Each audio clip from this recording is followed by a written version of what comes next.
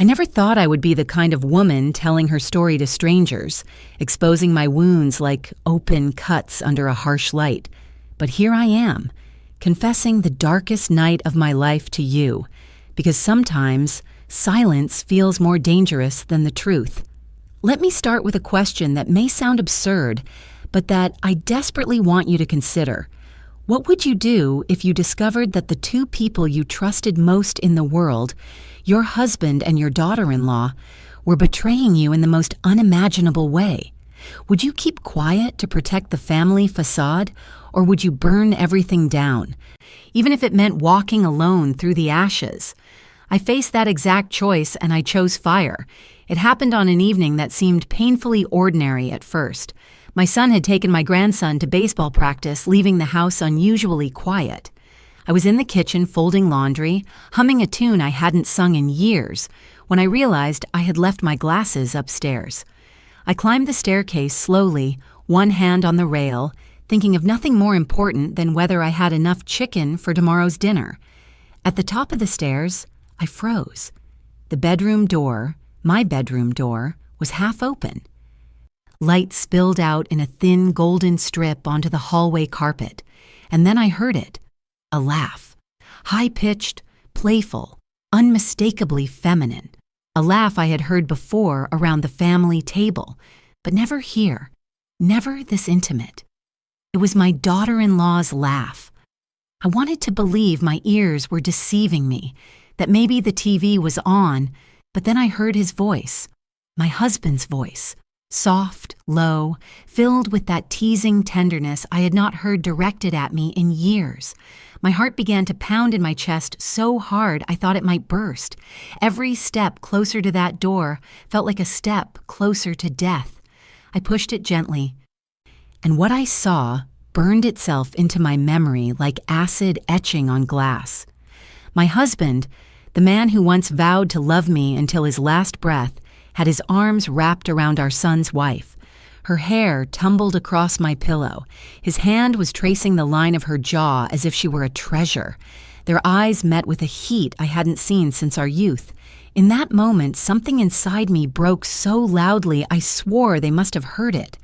I didn't scream. I didn't storm into the room. Instead, I pulled back into the shadow of the hallway, my hands trembling violently. My instincts as a wife, a mother, a woman betrayed, all collided in a storm that threatened to tear me apart. But another instinct, stronger, colder, took over. I pulled my phone from my pocket, turned off the sound, and pressed record. Through the crack of the door, I captured them. My husband kissing the lips of the woman who had once hugged me and called me Mom. The click of the photo felt like a nail driven into the coffin of the life I thought I had. And still I kept filming, each second of footage tightening the noose of evidence I would one day use. I pulled back down the stairs, moving like a thief in my own home. In the kitchen, I leaned against the counter, my chest heaving, bile rising in my throat. The laundry basket tumbled to the floor, socks and shirts spilling like the pieces of my broken life. I thought about confronting them right then, marching back upstairs and tearing them apart with my bare hands. But then another image filled my mind, my son's face, my grandson's innocent smile.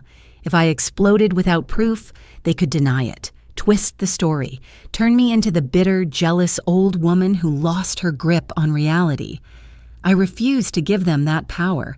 If they had burned me, I would return as fire itself, quietly, strategically, ruthlessly. I walked out of the house and stood in the garden under the cold night air, trying to steady my shaking hands. My neighbors probably thought I was just watering plants late, but inside me, a war was raging. I replayed the images I had captured on my phone, each frame stabbing me deeper. My daughter-in-law's face flushed with desire against the chest of the man who had once sworn he loved only me. My husband's wedding ring glinting under the bedroom lamp as he held her. I thought of the day she married my son, the white dress, the vows she made in front of the whole family. I remembered the pride in my husband's eyes when he walked her down the aisle on behalf of her absent father. And now I understood that pride for what it truly was: hunger hidden behind tradition. I wanted to vomit. I wanted to scream so loud the whole neighborhood would hear, but instead I whispered a question to the night sky. Why? Why would you do this to me? To us? The stars offered no answer, but the silence felt like a challenge. And maybe you were wondering the same thing. Why didn't I rush in and stop it right there? Why didn't I confront them while their guilt was fresh and undeniable? I'll tell you why. Because betrayal that deep deserves a punishment even deeper, and punishment, to be truly devastating, must be revealed at the right moment, when pride is highest and masks are strongest. That's when truth cuts like a blade. So I swallowed my rage and turned it into resolve. I would wait. I would plan. I would make sure that when I struck back, they wouldn't just lose me. They would lose each other, their dignity, their reputation, everything they thought they had stolen in secret. If betrayal is a fire, then revenge must be an inferno. And I, the woman they dismissed as fragile, would be the one to light the match. You may think I sound cruel, but I ask you, what would you have done if you stood in my place? What if the man who shared your bed for decades and the woman you welcomed into your family, into your heart, spat in your face with such contempt? Would you forgive? Would you keep silent for the sake of appearances? Or would you make them pay even if it meant burning your entire life down? I had no answer that night, only pain. But soon the answer would come to me, sharp and clear, like a voice carved out of stone. I would not be silent. I would not be kind. I would make them regret every touch, every kiss, every stolen night. That night, I lay in bed alone, pretending to be asleep when my husband finally came downstairs. He kissed my forehead with the same lips that had just pressed against hers. I clenched my fists under the blanket, my nails digging into my palms until they drew blood. He whispered goodnight, his voice gentle, almost tender, as if nothing had happened. And in that whisper, I heard the full weight of his betrayal, the audacity, the cruelty, the hypocrisy. I knew then that he believed I was weak, that I would never dare to rise against him. But weakness is just the mask of a woman biding her time. The next morning, I smiled at breakfast as if nothing had happened.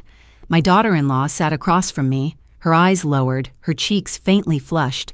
She buttered her toast with the same hands that had clutched my husband's shoulders. My son joked with her, oblivious, his love blinding him. I poured orange juice, my smile steady, but inside I whispered to myself, this is not the end. This is the beginning. And that is how my story begins. Not with tears, not with forgiveness, but with fire. They thought they had broken me. They thought they had outsmarted me. They thought their secret was safe. But they had no idea that by betraying me, they had created something far more dangerous than they could ever imagine. They had created my revenge. After that night, nothing in my house looked the same.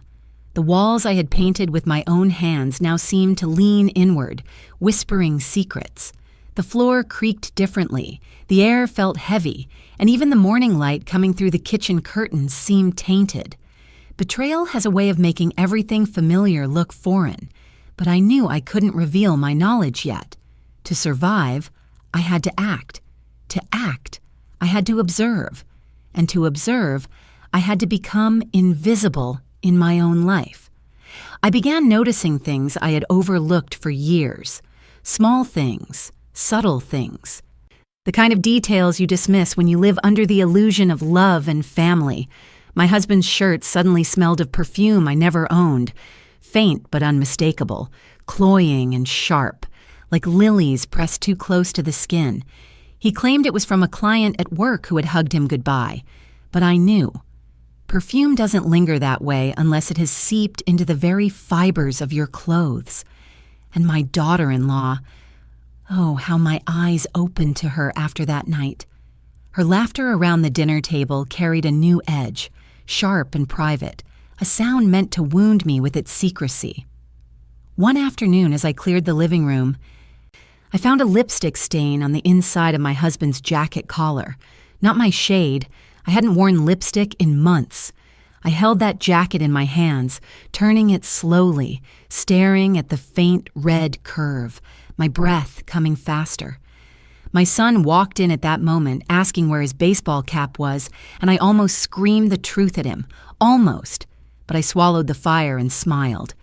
"Check the laundry room," I said, folding the jacket neatly as though I hadn't just found the proof of his father's sins. My son had no idea that the woman he trusted most was the very knife poised at his back. But the universe has a way of speaking. And it spoke to me through a slip of paper one evening when I was cleaning out the pockets of my husband's trousers. I shook them gently before putting them in the wash, and a folded receipt fluttered to the floor. My hands froze. The logo of a hotel glared up at me like an accusation. I opened it with trembling fingers, each crease unfolding another layer of dread. A single night's stay, charged to my husband's card in a hotel across town. The date matched the night he had told me he was working late. The room was for two. Two. My blood turned to ice. I sat down on the edge of the bed, holding the receipt. My heart pounding so hard I thought it might crack my ribs. The numbers blurred, but the truth was crystal clear. He wasn't just having an affair, he was brazen enough to pay for it with our money, reckless enough to leave the evidence in his pockets, as though my blindness were permanent. I wanted to tear the paper into shreds, but something inside me whispered, "No, keep it. Keep everything."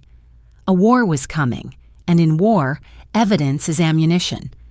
I slipped the receipt into an old jewelry box I kept in the back of the closet, under velvet that hadn't seen daylight in years. That box became my arsenal. Every clue, every piece of paper, every photograph I stored there, one by one, like knives waiting for the day I would use them. But betrayal has a way of growing bold when it goes unchallenged. My husband began coming home later, his excuses thinner, his eyes more evasive.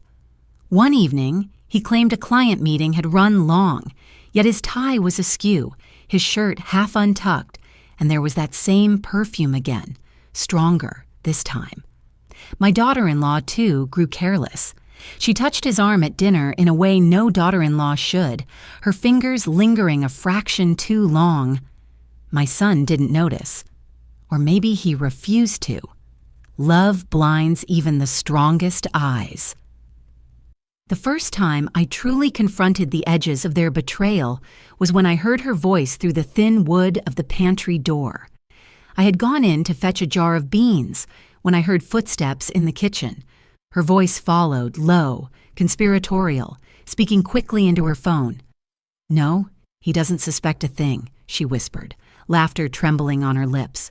"Of course I'll see you again. He said he'll tell her soon, but for now we have to be careful." I froze, clutching the jar so tightly I thought the glass would break.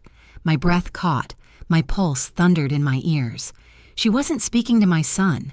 His voice was too familiar, too youthful. She was speaking to an older man, her tone dripping with a practiced intimacy.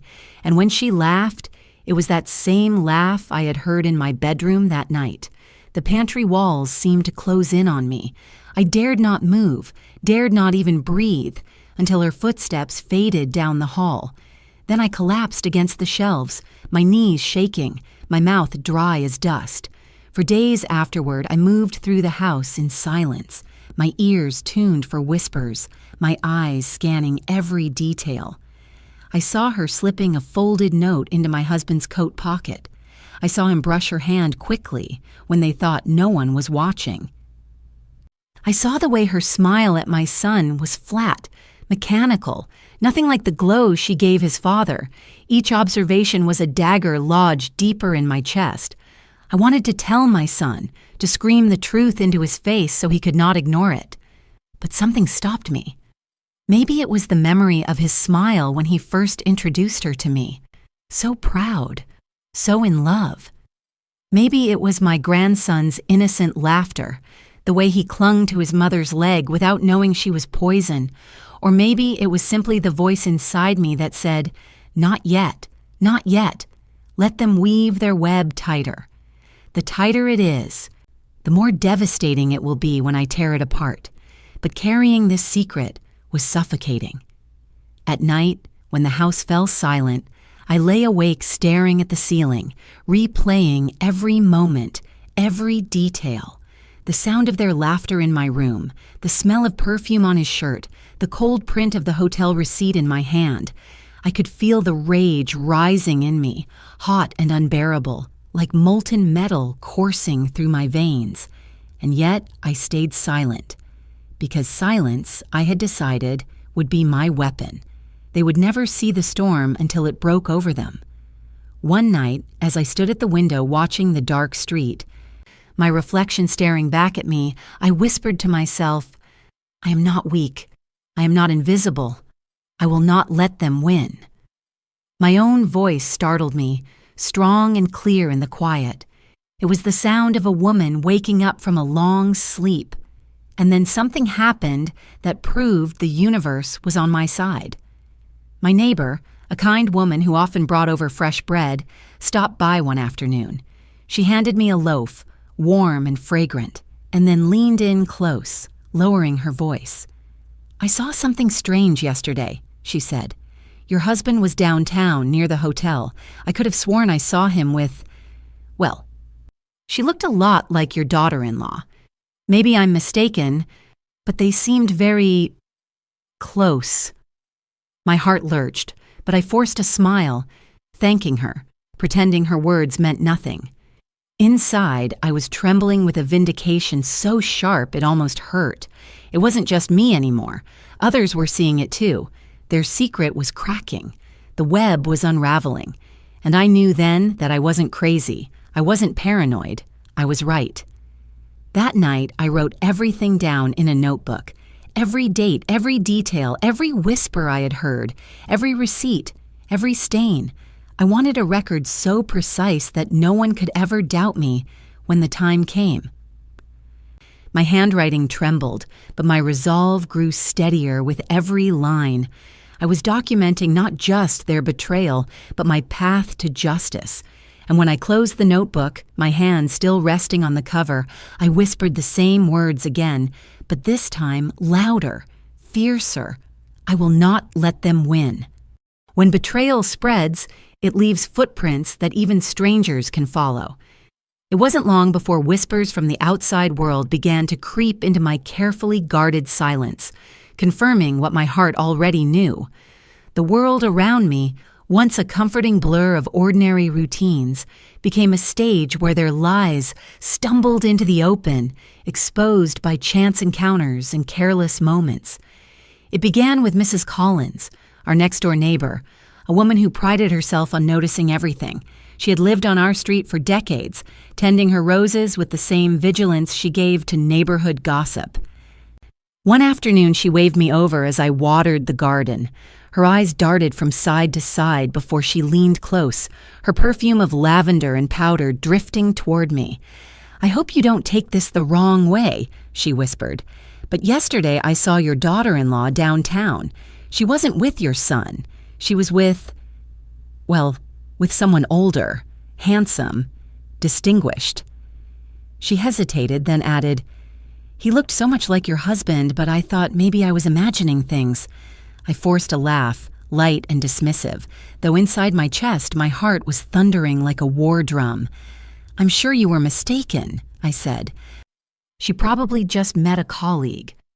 But as I carried the watering can back inside, my hands shook so badly the water sloshed over the rim and drenched my skirt. I shut the door behind me, leaned against it, and closed my eyes. Mrs. Collins wasn't mistaken. She had seen them. Others were beginning to notice. A few days later, I went to pick up bread from Mr. Johnson's bakery. He was a cheerful man with flour always dusting his apron, his voice booming like a friendly bell. He greeted me with his usual warmth, but then lowered his voice. "Your daughter-in-law came by yesterday," he said, handing me a bag of rolls. "She was with a gentleman. tall, gray-haired, looked like he could be family. I assumed it was your husband. But it was strange, the way they laughed together, like teenagers. I thought, well, forgive me, I thought maybe it was a father and daughter. But no father looks at his daughter like that. The bag slipped from my hand and hit the counter with a dull thud. Mr. Johnson quickly picked it up, concern flickering across his face. "Are you all right, ma'am?" I nodded stiffly, forcing a smile that felt like a mask stretched too thin. "Just a bit tired," I murmured, but inside I was crumbling. My bakery bread, once a comfort, now tasted like ash. Even strangers could see the truth I had been hiding. The affair wasn't just in my house anymore. It was spilling into the streets, staining everything it touched. That night, I couldn't sleep. I sat at the kitchen table with the notebook I had begun filling, my pen scratching furiously across the page. I wrote down every detail of what Mrs. Collins and Mr. Johnson had said. I wrote down the times my husband had come home late, the way my daughter-in-law's smile faltered when she thought no one was watching, the sly touches, the lingering glances. Each line was a nail hammered deeper into the coffin of the family I thought I had. But betrayal, when it grows bold, stops bothering with shadows. One Sunday afternoon, the family gathered for dinner. My son, exhausted from work, had gone upstairs to take a shower before the meal. My grandson was playing with his toy cars under the table, his laughter filling the room. And there, across from me, sat my husband and my daughter-in-law. Their knees brushed under the table, their eyes met, and I swear I saw a flicker of something pass between them, a look so electric, so intimate, that it could not be mistaken. My stomach turned. I lowered my gaze, my fork trembling in my hand, and prayed my grandson wouldn't notice. Later that evening, when my son returned to the table refreshed and smiling, my daughter-in-law leaned across to pour him water, but her hand shook ever so slightly. I caught it. That tremor, that moment of fear. She knew. She knew I had seen something. Our eyes locked for a fraction of a second, and in that glance I felt the weight of her silent challenge.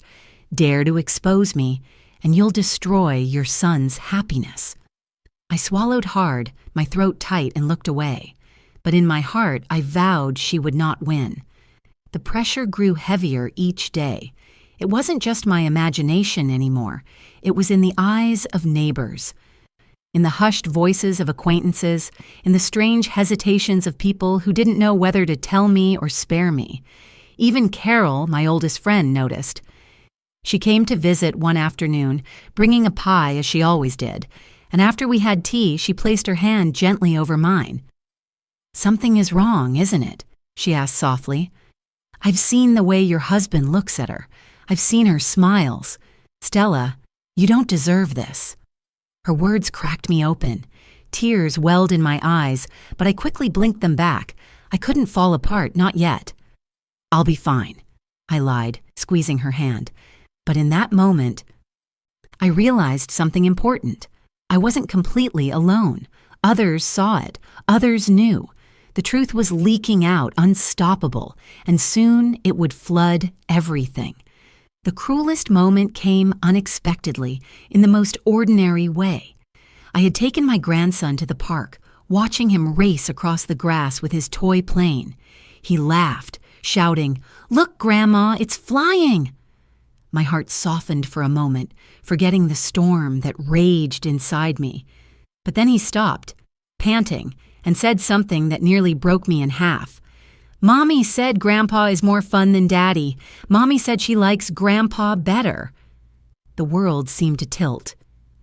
I crouched down, holding his small shoulders, my voice shaking. "What did you say, sweetheart?" He repeated it innocently, unaware of the bomb he had just dropped. "Mommy likes Grandpa more than Daddy. She told me not to tell Daddy because it's a secret game." I hugged him tightly, hiding the tears that burned my eyes. He didn't understand. He couldn't. He was too young to know the poison dripping into his life, too innocent to grasp the weight of the words his mother had fed him. But I understood. Oh, I understood perfectly. They weren't just betraying me. They were dragging my grandson into their web of lies. That was when my pain transformed into fury. No longer was this just about me. It was about protecting my son, my grandson, from the filth spreading through our family. When I tucked my grandson into bed that night, I kissed his forehead and whispered a promise only I could hear. "I'll fix this, darling. I'll protect you, no matter what it costs me." He smiled sleepily and closed his eyes, clutching his toy plane. And as I turned off the light, I felt a fire ignite inside me, hotter and stronger than anything I had felt before. I returned to my notebook, my pen pressing harder, my words sharper. The evidence was piling up. The witnesses multiplying, the cracks widening. They thought they were clever, hiding in plain sight, but they didn't realize the world was watching, and the world was beginning to talk. I only needed to wait a little longer, to gather a little more, before the storm I was brewing would consume them both. The betrayal had left the shadows. Now it was out in the open, whispered by neighbors, noticed by friends, even echoed in the innocent words of a child.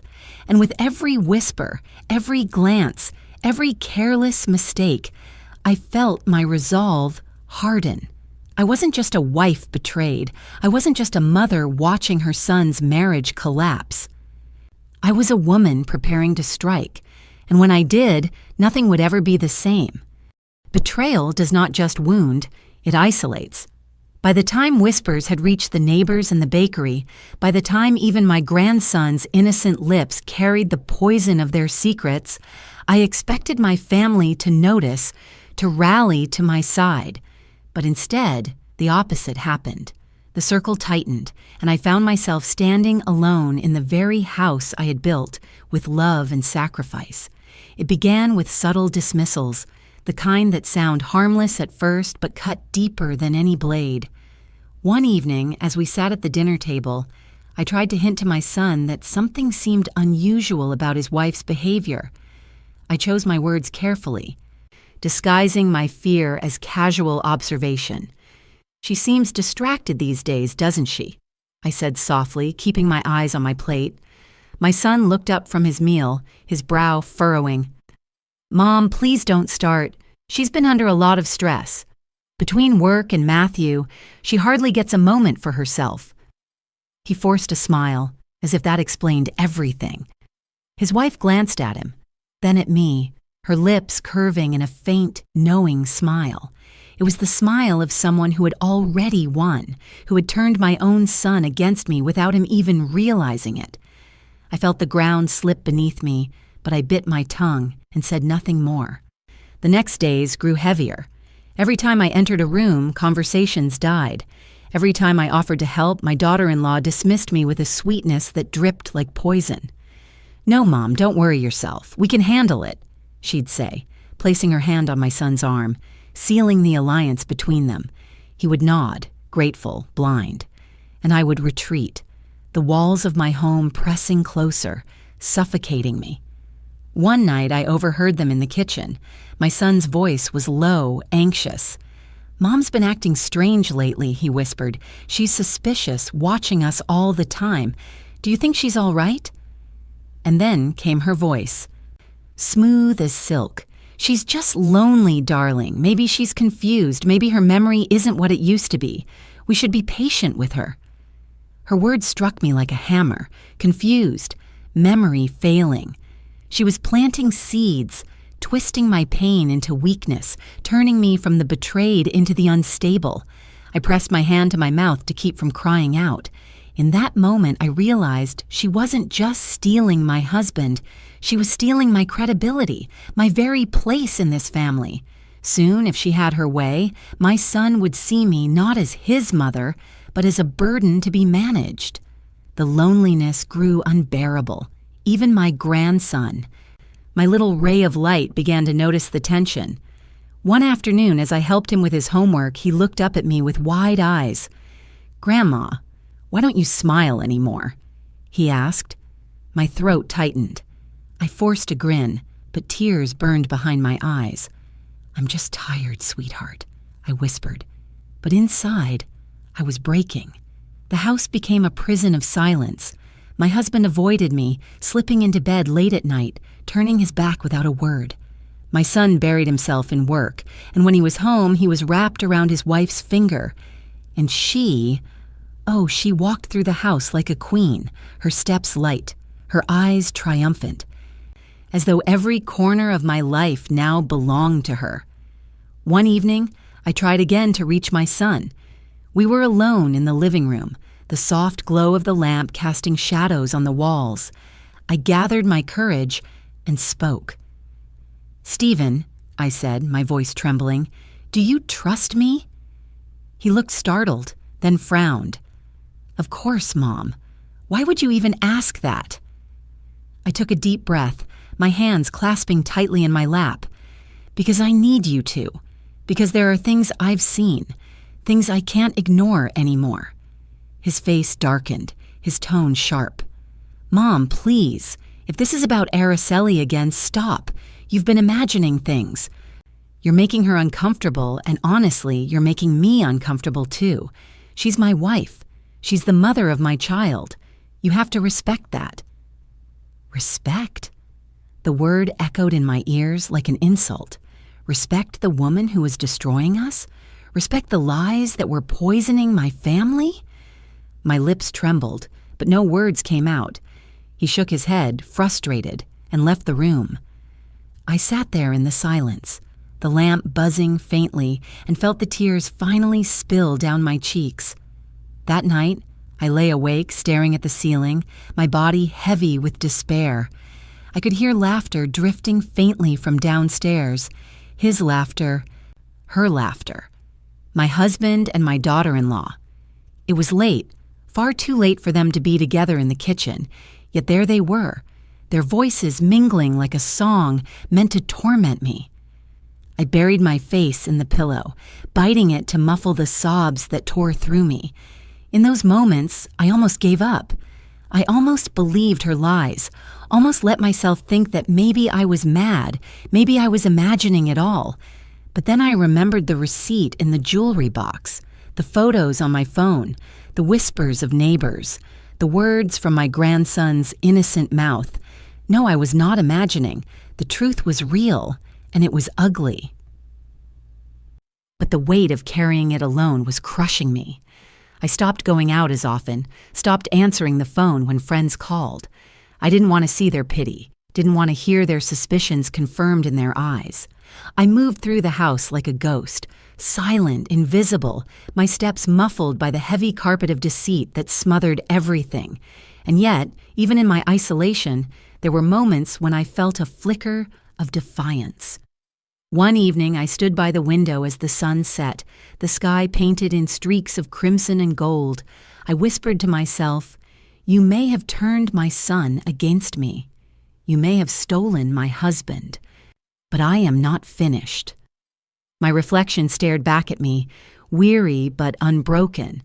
That whisper became my anchor, my reminder that the storm was still brewing, and I was the one holding the lightning. But the days that followed tested me harder than ever. My daughter-in-law grew bolder, no longer hiding her disdain. She left chores undone, expecting me to clean after her. She spoke to me with a sweetness laced with poison, as though every word was meant to remind me of my powerlessness. "Thank you, Mom," she would say when I picked up after her. "I don't know what we'd do without you." And then, when my son wasn't looking, she would glance at me, her eyes glittering with triumph, daring me to fight back. I endured it, swallowing my rage, my pride, my dignity, because I knew the day would come when her mask would shatter and the whole world would see the monster beneath. But until then, I lived in silence, wrapped in a loneliness so deep it threatened to drown me. That was round 3 of my suffering, not just the betrayal itself, but the cruel isolation that followed, the way they twisted the truth to make me the mad woman, the way they stole not only my family, but my voice. And yet, even as I stood alone, I promised myself one thing: I would not stay silent forever. Because silence may have made me invisible, but one day soon it would make me unstoppable. Every storm has its eye, that deceptive moment of calm when you think the worst has passed. But for me, round 4 was not calm. It was the breaking point, the night when I stood at the edge of my own endurance and nearly surrendered to the darkness they had forced upon me. It began with a phone call. My husband had told me he was working late again, an excuse so familiar it had become almost meaningless. But this time, something inside me refused to sit still in the silence of the house. My son was away on a business trip, my grandson was at a sleepover, and the walls seemed to close in on me. I stared at the clock. It's ticking louder than my own heartbeat. At last, I grabbed my shawl, slipped my phone into my pocket, and stepped into the cold night. I didn't know exactly where I was going, only that I was being pulled by a force stronger than fear. The streets blurred as I drove, my hands gripping the steering wheel, my chest tight. It wasn't until I passed the glow of the hotel sign that I realized why I had come. The same hotel whose receipt I had found weeks before. Its neon letters hummed in the dark like a cruel beacon. And then, as if fate had placed me there, I saw them. They emerged from the glass doors together. My husband and my daughter-in-law.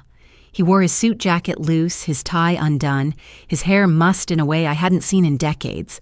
She wore a dress too elegant for any casual outing, her lipstick smudged, her eyes glowing with the kind of satisfaction that twisted my stomach into knots.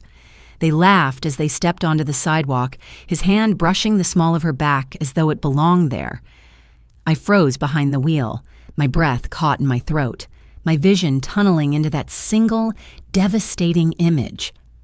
I fumbled for my phone, snapping a photo through the windshield, my hands trembling so hard the image blurred. I took another, then another, desperate to capture proof, even though the truth was already carved into my soul.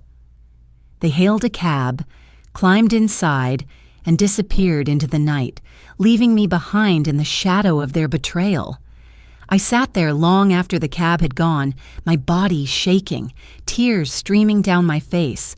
The world outside blurred with rain as though the heavens themselves were weeping with me. I wanted to drive away, to never look back, but my hands refused to move. Instead, I pressed my forehead to the steering wheel and let the sobs rack through me, each one tearing deeper into the hollow where my heart used to be. When I finally drove home, the house felt like a mausoleum. Every photo on the wall mocked me, every memory twisted into something grotesque. I went upstairs, opened my closet, and pulled out the jewelry box where I had been storing my evidence. I laid everything out on the bed, the hotel receipt, the photos on my phone, the notes in my trembling handwriting. Each piece was a shard of glass, sharp and cold, cutting me with the truth. I stared at them until the room seemed to spin. For a moment, I wanted to end it all, to take the pills in the medicine cabinet, to close my eyes and never wake up in this nightmare again. What was the point of fighting when even my own son believed her lies, when the man I had loved most had turned me into a ghost in my own life? I sat on the edge of the bed with the bottle in my hands, the silence pressing down on me like a weight. My tears blurred the label, but my fingers twisted at the cap. Then, from the hallway, I heard a sound, a soft laugh, light footsteps. My grandson's voice recorded on the little toy he carried everywhere. "Grandma, smile. Grandma, I love you." His voice filled the air, innocent and sweet, cutting through the fog of despair like sunlight through storm clouds. I froze, the bottle slipping from my hands onto the carpet. My chest heaved as I clutched the toy, pressing it to my heart. His voice echoed again, tinny but clear, and I broke down into fresh sobs. I couldn't leave him. I couldn't abandon him to the lies, the poison, the destruction they were weaving. If I gave up, she would win. She would raise him with her poison, teach him to despise me, erase me from his memory. No, I had to stay. I had to fight. For him. For the truth. For myself. The next morning, I plastered a smile onto my face, though my eyes were raw from crying. My husband returned home, whistling as if he had just come from the office instead of a hotel bed. He kissed my cheek, casual and dismissive, and I forced myself not to recoil. My daughter-in-law arrived shortly after, carrying groceries, her expression sweet and innocent in front of my son. She kissed him hello, her voice soft, her laughter warm. But when her eyes met mine across the kitchen, they hardened, sharp and mocking. She knew what I had seen, and she knew I couldn't prove it without destroying my son's life. That was her weapon, my son's happiness. She wielded it like a blade, daring me to strike and cut us all open. For a moment, I thought she was right, that I would remain silent forever, trapped in this purgatory. But then I remembered the evidence spread across my bed, the notebook filled with dates and details, the photos hidden on my phone. I had weapons, too. I only needed the courage to use them. But courage doesn't come easy when you've been broken. For weeks, I moved through the house in silence, the tension growing heavier each day.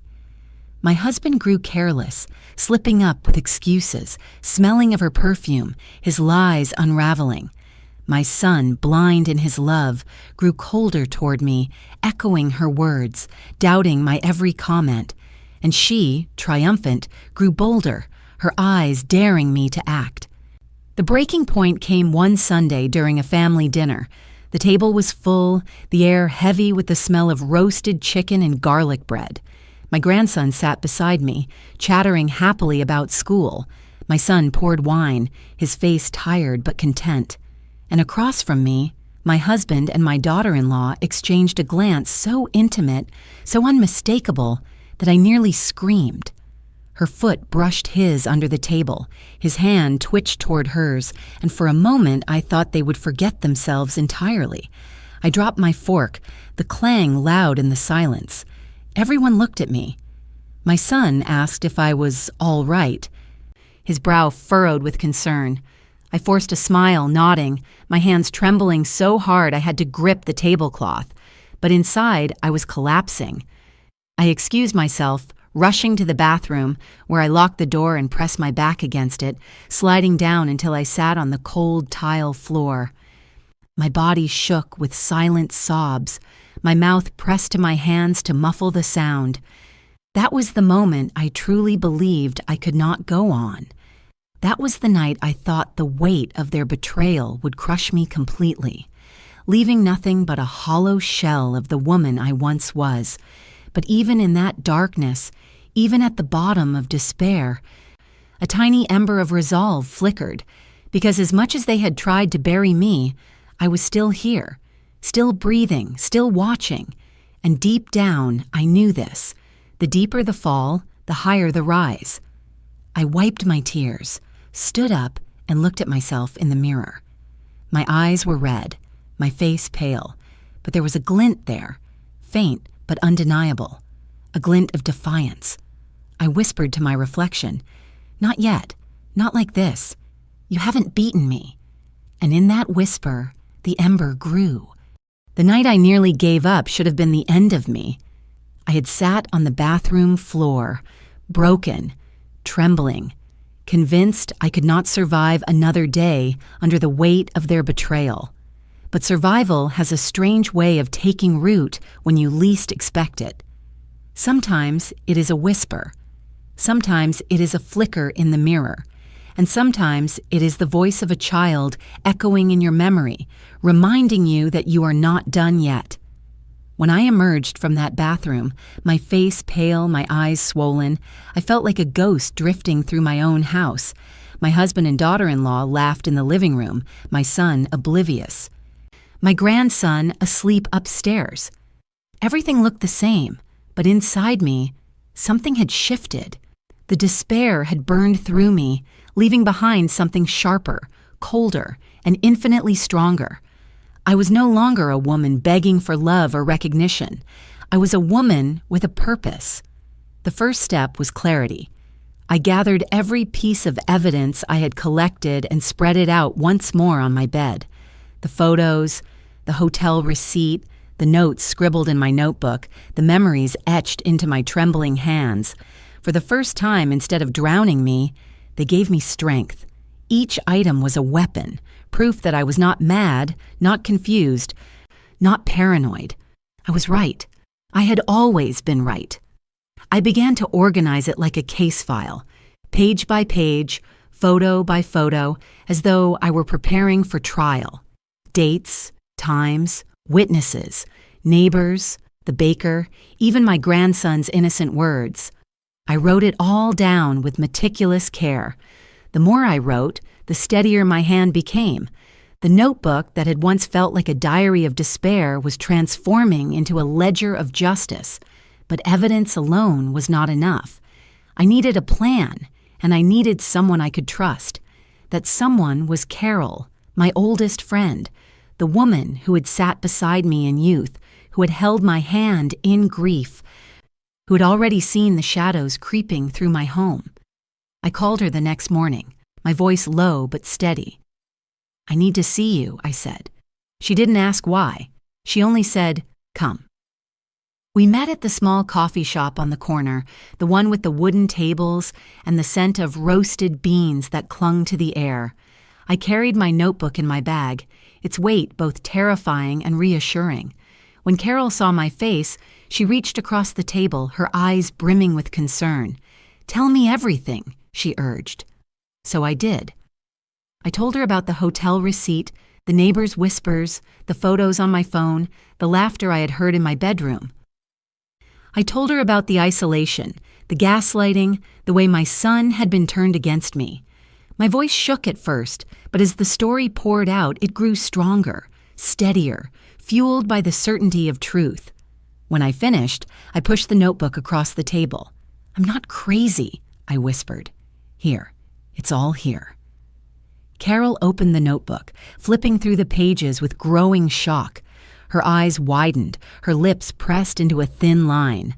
When she finally looked up at me, her expression was fierce. "You've noticed everything," she said. "You've documented everything. Stella, this isn't paranoia, this is betrayal. You can't stay silent anymore." Her words were a lifeline. For weeks I had been drowning in self-doubt, convinced that no one would believe me.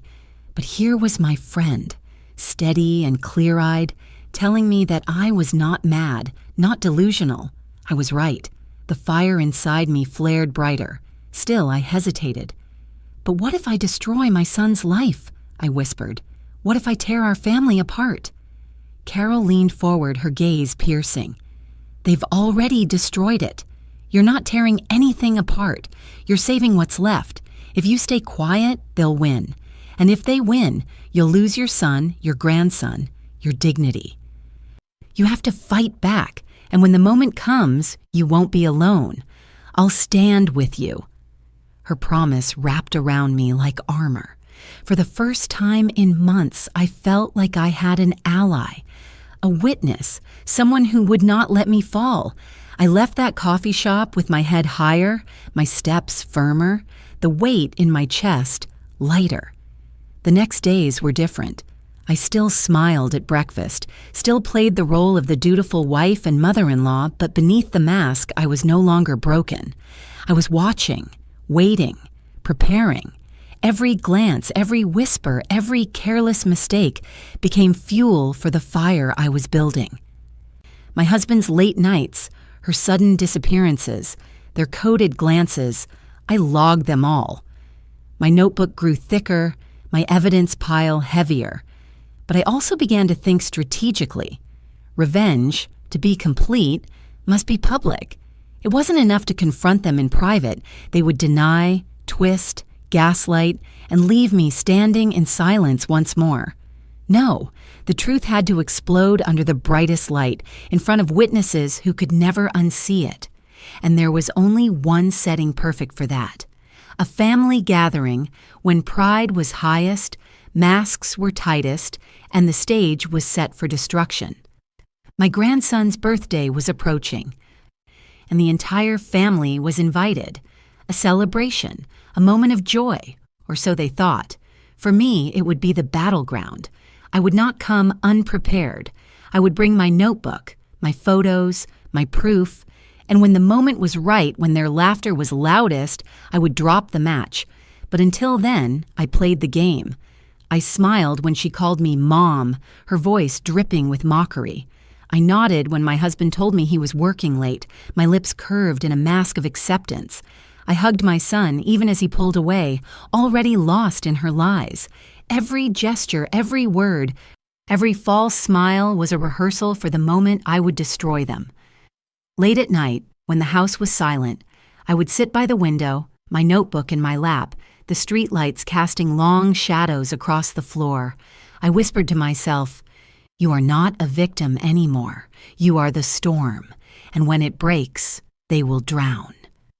I could feel the shift inside me, where once I had been crushed, I now felt a strange exhilaration. My pain was still there, but it had hardened into something else, resolve. I was no longer asking if I would fight back. I was asking when, and I knew the answer, soon, very soon. That was the turning point of my story, the moment I stopped being the silent victim and became the hunter. The moment despair transformed into determination, loneliness into strategy, evidence into weapons. I was ready, and they had no idea. The plan was set. The day of my grandson's birthday would be the stage where everything unraveled, but I knew I could not wait until then to taste the fire of confrontation. I needed to face her, to look into the eyes of the woman who had poisoned my home and stolen the heart of the man who once vowed to be mine. Not in front of my son, not in front of neighbors or friends, but alone, where no mask could protect her. The chance came one evening as we prepared dinner. My son was working late, my grandson busy with his toys in the living room, and my husband still at the office, or at least that's what he claimed. It was just the two of us in the kitchen, the hum of the refrigerator the only sound between us. She stood at the counter chopping onions, her movements calm, her lips curved in that smug smile that had haunted me for weeks. I stepped closer, my hands trembling, not from fear, but from rage I could no longer contain. "We need to talk," I said, my voice low, controlled. She glanced at me, her eyebrows lifting in mock surprise. "Of course, Mom. What's on your mind?" Her tone was sweet, almost syrupy, but her eyes glittered with challenge. I pulled my phone from my pocket, swiping to the photo I had taken outside the hotel. The one where she stood beside my husband, her dress clinging to her body, his hand grazing her back. I turned the screen toward her. "Explain this." For a heartbeat, her knife froze mid-air. Then she laughed. A laugh so cold it sent a shiver down my spine. She set the knife down, wiped her hands on a towel, and leaned against the counter. "So you followed us," she said casually. "I was wondering how long it would take." The air thickened around us, the kitchen shrinking to a cage. "How could you?" I whispered, my voice breaking. "He's your husband's father. My husband, this family, this home, you've torn it apart." She tilted her head, her smile widening. "Oh, don't be so dramatic. You make it sound like love is some sacred thing. But your husband, he's a man who's been ignored, forgotten, unloved. You don't give him what he needs anymore, but I do, and he gives me what your son never could." Her words were knives, each one slicing deeper. I gripped the edge of the counter to steady myself, my knuckles white. "You're a liar. You're a parasite. You've used my son, my family, to satisfy your greed." She stepped closer, her perfume filling the air, suffocating me. Her voice dropped, sharp and cruel. "And what will you do, Tell your son. Do you really think he'll believe you? He already thinks you're paranoid, unstable. You've played right into my hands, and now, if you open your mouth, you'll only prove me right. You'll destroy him, not me." My chest heaved, fury rising like a wave about to crash. "I have proof," I hissed. "Receipts, photos, notes, witnesses. You can mock me all you want, but when the truth comes out, you'll have nothing left." For the first time, her smile faltered. A flicker of unease crossed her face, gone in an instant, but I saw it. She straightened, her voice regaining its false confidence. "Even if you try, you'll ruin your son's life in the process. Do you really want to be the reason his marriage ends? The reason his son cries at night, asking why mommy's gone? You're too weak, too sentimental. You don't have the courage." Her words echoed in my ears, daring me to surrender, daring me to believe her. But instead of breaking me, they hardened me. My hands stopped trembling. My voice steadied. "You're wrong," I said, my tone calm, even cold. "I may be sentimental, but I'm not weak, and you've underestimated me for the last time." She smirked, turning back to the cutting board as if the conversation were over, as if I were nothing but a nuisance. "We'll see," she said softly, slicing through the onions with deliberate precision. I stood there for a long moment, watching her, memorizing every flicker of her expression, every ounce of her arrogance. My anger had reached its peak, but instead of consuming me, it crystallized into resolve. She thought I wouldn't dare. She thought my love for my son and grandson would keep me silent forever. But she was wrong. My love wasn't weakness. It was the very thing that gave me the strength to destroy her. I left the kitchen without another word, my heart pounding, my head clear. In that confrontation, I had seen her for what she truly was, not just a betrayer, but a coward hiding behind manipulation and lies. And I had felt something I hadn't felt in months, a surge of power, a certainty that I was no longer at her mercy. That night, as I sat in my room, I opened my notebook once more and wrote down every word of our conversation. My pen didn't tremble this time. My handwriting was steady, bold, each stroke a promise. She had dared me to prove her wrong, to show courage. And I would. Because the private confrontation was only the beginning. The real reckoning would come under the brightest light, with the whole family gathered, when her mask would shatter and the truth would burn her alive. And when that day came, she would remember this night in the kitchen, the night I looked her in the eye and silently vowed that her empire of lies was about to collapse. The night of my grandson's birthday arrived like the calm before a storm. The house glowed with decorations, balloons bobbing gently against the ceiling, the dining table heavy with food I had prepared, with hands that trembled not from age, but from anticipation. Family and friends gathered, their laughter rising like a tide that threatened to drown me. But I knew, oh, I knew, that tonight their laughter would choke in their throats. I watched them arrive one by one, my son carrying gifts, his smile tired but warm, my grandson running in, his cheeks flushed with joy, clutching his new toy plane. And then they entered, the betrayers. My husband, confident as ever, and my daughter-in-law, radiant in a dress too glamorous for a child's birthday, her smile rehearsed, her eyes sparkling with arrogance. She kissed my cheek, whispered, "Thank you, Mom." And I almost laughed at the absurdity. Tonight her words would turn to ashes. Dinner began with the usual chatter, clinking glasses, the hum of conversation. I served plates, refilled drinks, listened to the stories being told around me. My son leaned back in his chair, tired but happy, watching his son unwrap gifts with innocent delight. For a brief moment, I almost faltered. Was I really about to destroy this illusion of happiness? But then I saw it. The brush of my husband's hand against hers under the table, the way her lips curled in that private smile meant only for him. My resolve hardened like steel. This was not happiness. It was rot, and tonight I would cut it out. When the cake was brought out, candles glowing, everyone gathered close to sing. My grandson closed his eyes, made his wish, and blew them out. Applause filled the room, cheers rising, and for a second the house seemed filled with nothing but joy. That was when I rose from my chair, my hand resting on the back of my grandson's seat, my voice calm but carrying. "Before we cut the cake," I said, "there is something I need to share." The room quieted, heads turning toward me. My husband stiffened. My daughter-in-law's smile faltered for just a moment before she quickly recovered. My son looked puzzled, concern flickering in his eyes. I reached into my bag, pulling out the notebook that had become my weapon, my shield, my confession. I laid it on the table with deliberate care. "This family has been living with a lie," I said, my voice steady, though my heart thundered in my chest. "And tonight, that lie ends." Gasps rippled through the room. My husband shifted in his seat, his face tightening, his lips pressed into a thin line. My daughter-in-law let out a forced laugh. "Mom, what are you talking about? You're scaring everyone." I ignored her, opening the notebook to the first page.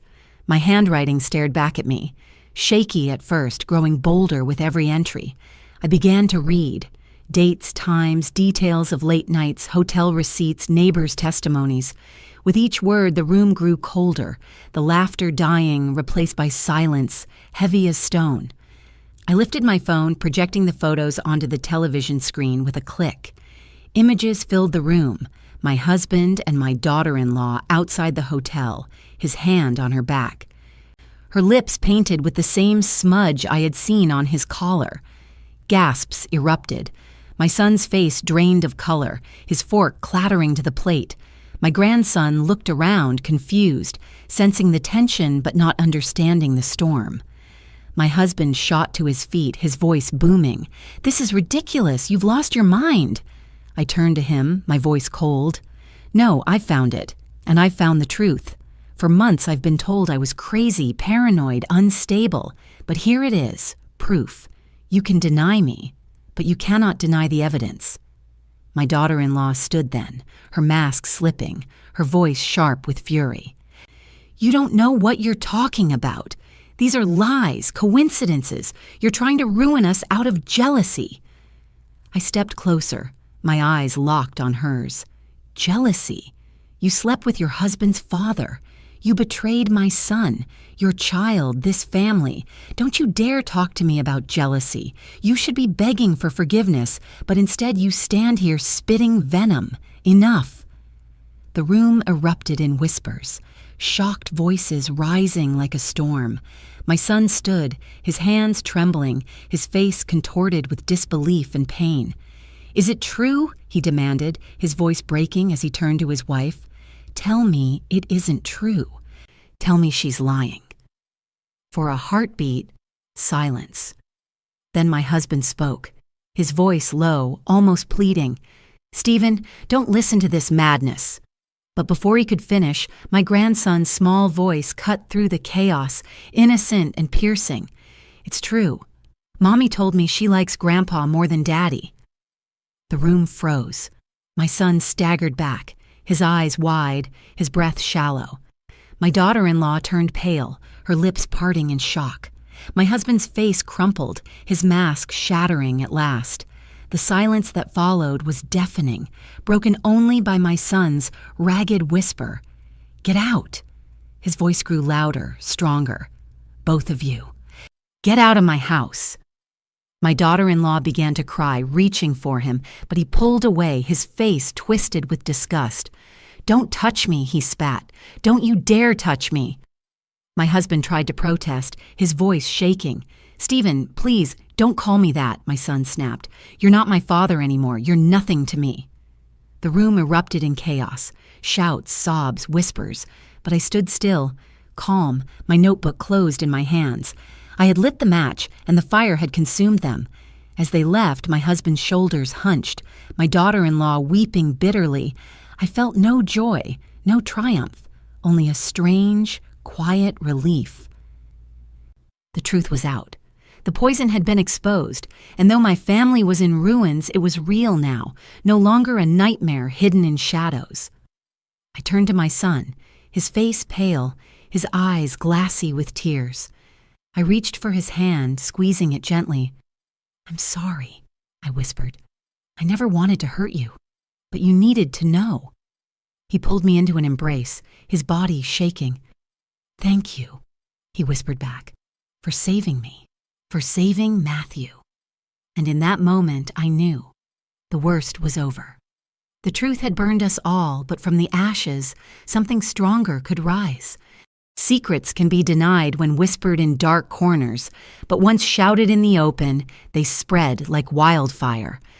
That night, when the truth exploded across my dining table, it was no longer my private pain. It became a story owned by everyone who saw, heard, and felt the betrayal unravel before their eyes. And once a secret is public, there is no going back. The guests sat stunned, their faces pale, their forks untouched. Some clutched their phones, recording snippets of the chaos, their eyes wide with the hunger of witnesses who knew they were watching something unforgettable. Neighbors who had dismissed their suspicions now had proof. Friends who had thought me paranoid now saw the evidence laid bare. Every shocked gasp was like air feeding the flames. Mrs. Collins, my sharp-eyed neighbor, rose from her chair, her voice trembling with righteous anger. "I knew it," she said, pointing at my daughter-in-law, her finger quivering. "I saw you with him, but I told myself I must be mistaken, and here you stand proving me right. Shame on you, shame on both of you." The baker, Mr. Johnson, who had stopped by with pastries earlier, shook his head slowly. "I saw them too," he admitted, his booming voice breaking with disappointment. "In broad daylight, laughing like children." And I thought, no, surely not. Surely a man wouldn't betray his wife, his own son, that way. But I was wrong, and I'll never forget what I saw tonight. Their voices were daggers, stabbing the final holes in the already collapsing walls of denial. My husband tried to shout them down, but his voice cracked, his authority gone. My daughter-in-law sobbed, her mascara streaking down her cheeks, but the tears that once might have softened hearts now only made her look pitiful, desperate. The crowd was no longer with them. The crowd was with me. And then came the most unexpected witness of all, my grandson. He had been sitting quietly, confused by the shouting, clutching his toy plane. But when the room fell silent for a moment, he looked up with wide eyes and spoke in the clear, innocent voice of a child who knew no fear of consequence. Grandma told the truth. Mommy said it was a secret game. She said Grandpa loves her more. The room erupted again, but this time it was not with disbelief. It was with fury. Mothers gasped. Fathers shook their heads. Whispers cascaded across the table like a rising tide. The innocence of a child's voice had done what all the evidence in the world could not. It had stripped away the last shreds of doubt. By the next morning, the story had already spread beyond the walls of our house. Neighbors whispered over fences, voices hushed but eager. Friends called one another, repeating the scandal as if it were a tragic play performed for their entertainment. The betrayal became more than just a private wound. It became a cautionary tale, a drama retold in grocery lines and coffee shops. At church the following Sunday, I felt the weight of every eye upon me. Some were filled with pity, others with admiration, but none with doubt. The whispers echoed through the pews about my strength, about their disgrace, about how betrayal like this could happen anywhere, to anyone. My husband stayed away, too ashamed to show his face. My daughter-in-law vanished, retreating into the shadows she had once thought she controlled. Even the law became part of the story. Carol urged me to speak with her cousin, a lawyer who assured me that my evidence could not only protect me, but also secure my son's divorce with dignity and fairness. The hotel receipts, the photos, the testimonies, they were no longer just scars. They were weapons, forged into a shield for my family's future. And still, the fire spread. My phone buzzed with calls from relatives far away, voices filled with disbelief and outrage. "How could he?" they asked. "How could she?" My answer was always the same, because they thought I was weak. They thought I would stay silent. And each time I said it, I felt my spine straighten, my voice grow stronger. The betrayal was no longer mine to bear alone. It had become communal, shared, witnessed, and judged. And though it brought me no joy to see my family's shame plastered across the whispers of the community, I knew this. Their lies had thrived in silence, but in the light, they withered and died. The witnesses had become my chorus, amplifying the truth until it could not be denied, until it echoed louder than the lies that had once drowned me. The fire was no longer just mine. It belonged to all of us, and together we watched the guilty burn. The days after the birthday party felt like waking up in the ruins of a house after a storm. The walls were still standing, but nothing inside was untouched. Silence filled the spaces once occupied by my husband's voice, by my daughter-in-law's footsteps. Their absence was not peace. It was a reminder of the wreckage they had left behind, but at least it was honest. At least the lies were gone. My son filed for divorce within the week.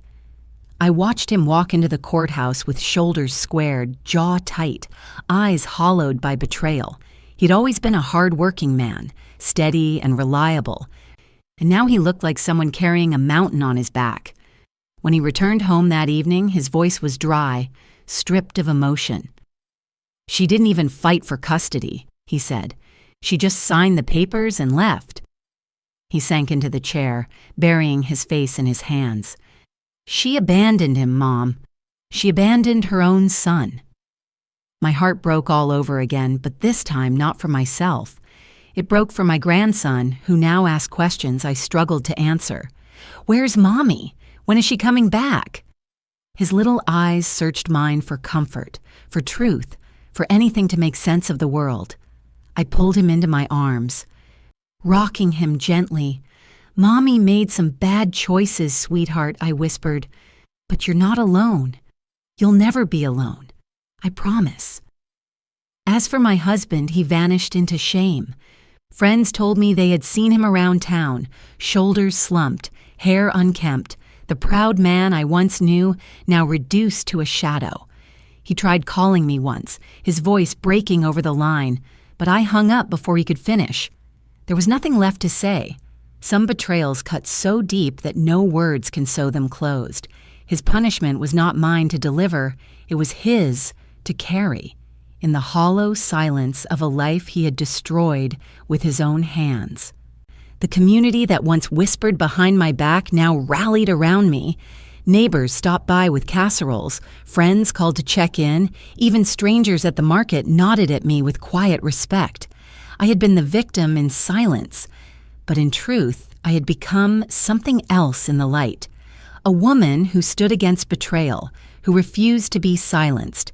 That respect did not heal me, but it steadied me. Still, nights were hard. Alone in my room, I often replayed the images, the hotel, the smudged lipstick, the laughter in my bedroom. Grief would wash over me like waves, relentless, dragging me under. But each time I surfaced, each time I remembered my grandson's laughter, my son's weary gratitude, the witnesses who had stood with me, and I reminded myself, I survived. Slowly, the house began to change. My son moved back in temporarily, bringing life and noise that filled the empty rooms. My grandson's toys scattered across the floor, his drawings taped proudly to the fridge. The air no longer smelled of perfume I despised, no longer hummed with secrets. Instead, it smelled of crayons and laughter and simple meals shared at the table. For the first time in months, I could breathe. The betrayers had lost everything. My husband, his family, my daughter-in-law, her marriage, her child, her dignity. They had thought they were clever, untouchable, that I was weak and silent. But the truth had crushed them, stripped them bare, and left them with nothing. And though I felt no joy in their downfall, I felt something far more valuable: justice. The aftermath was not easy. My son carried scars, my grandson carried confusion, and I carried memories that would never fully fade. But together, we carried them. Together, we began to heal, And as I tucked my grandson into bed one night, he looked up at me with sleepy eyes and whispered, "Grandma, you're the strongest." Tears filled my eyes, but I smiled, kissing his forehead. "No, sweetheart, I'm just a woman who refused to give up." And maybe that was enough. Time has a way of softening the edges of pain, though it never erases the scars. In the months that followed the storm, my house slowly became a home again. The laughter of my grandson filled the halls where silence had once reigned. My son, though still wounded, began to rebuild, his shoulders a little less heavy, his voice a little less hollow, and I, the woman once called paranoid, weak, even unstable, found myself stronger than I had ever been. I often sat on the porch in the evenings, the wind brushing against my face, the scent of the garden drifting softly through the air. From inside, I could hear my grandson playing, his cheerful voice mixing with my son's. That sound was my balm, my reminder that though betrayal had broken us, truth had given us a chance to rise again. Sometimes, in the stillness of night, I thought of the two who had betrayed me. I pictured my husband wandering the town, no longer proud, no longer respected. I pictured my former daughter-in-law adrift, her beauty wasted, her lies no longer enough to buy her a place at anyone's table. I felt no triumph, no joy, only a quiet certainty that justice had been served. The world had seen their masks fall, and they would never be able to put them back on. But more than their downfall, what stayed with me was the lesson. I had almost given up. I had almost let their lies consume me, almost surrendered my voice to their cruelty. But I didn't. I spoke, I exposed, I fought back. And because I did, my son was freed, my grandson was protected, and my dignity was restored. One evening, as I tucked my grandson into bed, he asked, "Grandma, why did you tell everyone the secret?" His eyes were wide, innocent, curious. I kissed his forehead and whispered, "Because secrets like that are poison, and if you don't tell the truth, the poison spreads until it destroys everything." "I wanted to protect you." He smiled sleepily and snuggled into his pillow. "Then you're my hero," he murmured, and drifted off to sleep. Those words stayed with me. Hero. I had never thought of myself as one.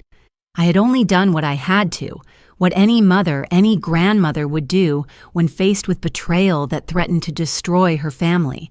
But maybe that was what heroism truly was. Not grand gestures, not battles in the open, but the quiet, stubborn refusal to be silenced, even when silence would have been easier.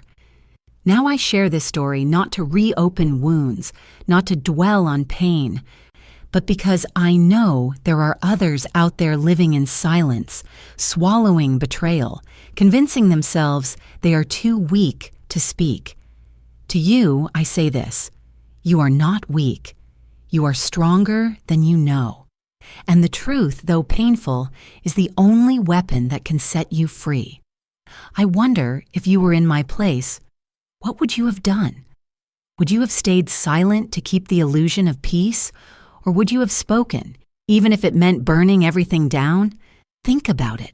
Because silence protects the guilty, but truth protects the innocent. As I sit here now, I look around my home, no longer haunted by whispers, no longer poisoned by lies. My son sits at the table, sketching plans for his next project, determination back in his eyes. My grandson sprawls on the floor, drawing pictures of planes, his laughter ringing like bells. And I sit quietly knitting by the window, my heart steady, my soul at peace. The storm nearly destroyed us, but in the end it set us free. So I leave you with this: never underestimate the strength of a wounded heart, never assume silence means weakness, and never forget that the truth, though cruel, is always the path to dignity. If my story reached you, if it made you feel, if it reminded you of your own hidden battles, then let me ask you for something small but powerful. Share your thoughts with me. Would you have stayed silent or would you have spoken? Write it down below, because your words may be the candle that lights the way for someone else living in darkness. And if you believe, as I do, that truth must never be buried, then stay with me. Like this, share it, subscribe, so that these stories of pain, courage, and dignity can travel farther than betrayal ever could. Because in the end, betrayal may wound us, but courage, that will always lead us to better days.